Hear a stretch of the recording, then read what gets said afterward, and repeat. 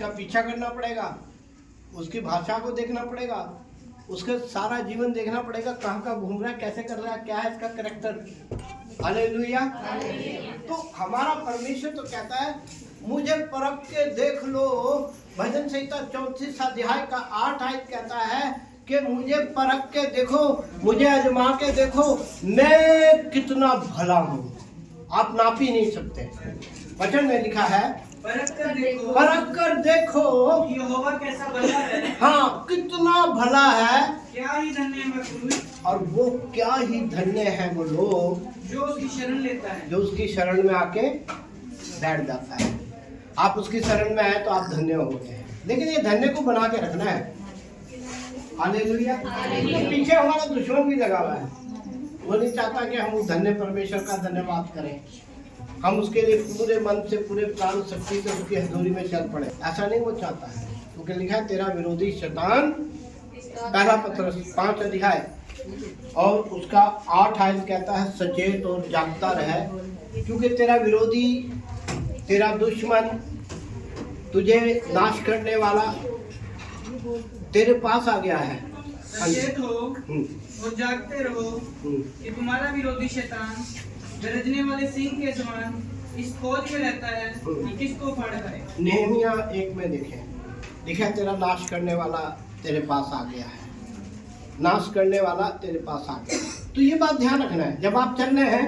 जैसे आप यात्रा में चलते, मैं हमेशा बताता हूँ, जगह जगह लिखा होता है चोरों से, जेबकतरों से, लुटेरों से सावधान, लिखा होता है। इसमें लिखा है कि नाश करने वाला तेरे पास, मेरे ख्याल से इसमें है कि तेरा नाश करने वाला तेरे पास आ गया है।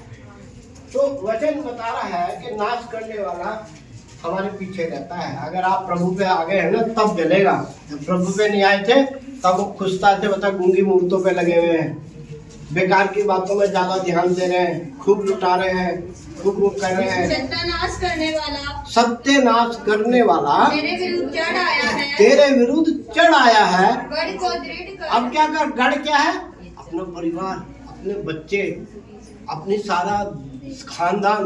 वो कह रहे हैं इसको मजबूत कर और मार्ग देखता हुआ चौकस रह। मार्ग देखता हुआ चौकस रहे, क्योंकि मार्ग में क्या अड़चने डालेगा, तुम्हारे आने में अड़चन डालेगा, तुम्हारे पवित्र दिन को छीनना चाहेगा, तुम्हारी पवित्र आशीषों को लेना चाहेगा। इसीलिए वो कह रहा मार्ग देख। मार्ग कौन सा देखना है? परमेश्वर का। हाँ, मार्ग देख। आगे क्या है?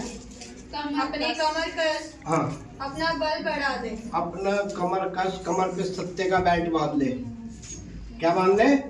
अफिसियो 6, कमर पे, कमर को मजबूत कर ले, सत्य का बेल्ट बांध ले, सत्य बोलना सीख जाए, झूठ मूठ को ना ज्यादा झूठने से ध्यान हटा, सत्य का बेल्ट बांध ले। सत्य वो है जो मिटता नहीं है। इसलिए परमेश्वर के सारे हथियार बांध लो, हाँ। कि तुम बुरे दिन में सामना कर सको और सब कुछ पूरा करके स्थिर रह सको। इसलिए सत्य से अपनी कमर कस कर, सत्य से अपनी कमर कस के, और धार्मिकता की झिलम धार्मिकता की झीलम पहनकर, और पाँव में मेल के पाँव में मेल मिलाप के जूते पहनकर, और इन सब के साथ विश्वास की ढाल लेकर स्थिर रहो। विश्वास की ढाल। विश्वास कब बढ़ेगा? जब आप आना शुरू करेंगे। कभी आगे कभी नहीं आए, विश्वास आपका अधूरा है, मरा हुआ विश्वास है, क्योंकि आपने विश्वास तो किया ही नहीं। विश्वास वो होता है किसी की बात मानकर उसको पूरा उतरना, खरा खुश करना, परमेश्वर को खुश करना, उसे कहते हैं विश्वास। विश्वास के बिना परमेश्वर को खुश नहीं कर सकते। इब्रानियों 11 में लिखा है ऐसे, इब्रानियों 11 विश्वास के बिना तुम परमेश्वर को खुश नहीं कर सकते। तुम जितनी अड़चन डालो, जितने भी बातें कर लो, जितना भी ड्रामे कर लो, लेकिन नहीं, तुमने खुश नहीं करा। प्रभु नाराज है तुमसे, और नाराजगी के सब प्रूफ दे रहा है तुम्हारे घर के अंदर, परिवार के अंदर, बच्चों के अंदर। आप ये बात को सीखें कि मेरा परमेश्वर नाराज है मेरे से, मेरे विश्वास में कमी है। वचन कह रहा है इब्रानी 11:6 और विश्वास बिना उसे प्रसन्न करना विश्वास के बिना परमेश्वर को खुश करना अनहोना है, अनहोना है। कि परमेश्वर के पास आने वाले परमेश्वर के पास आने वाले को विश्वास करना चाहिए हाँ कि वह है वो है, और अपने खोजने वाले को प्रतिफल देता है। अपने खोजने वाले को। प्रतिफल देता है। जब आप उसके पास आए तो आप खोजने वाले बने। खोजने वाले का एक गुण होता है कि वो बड़ी श्रद्धा से उस चीज को खोजता है कि मेरी चीज खोगी से मैं ले लूं। आपका घर का आराम शैतान ने छीन लिया है, सुख छीन लिया है, चैन छीन लिया है। आप उसके लिए परमेश्वर को खोजें।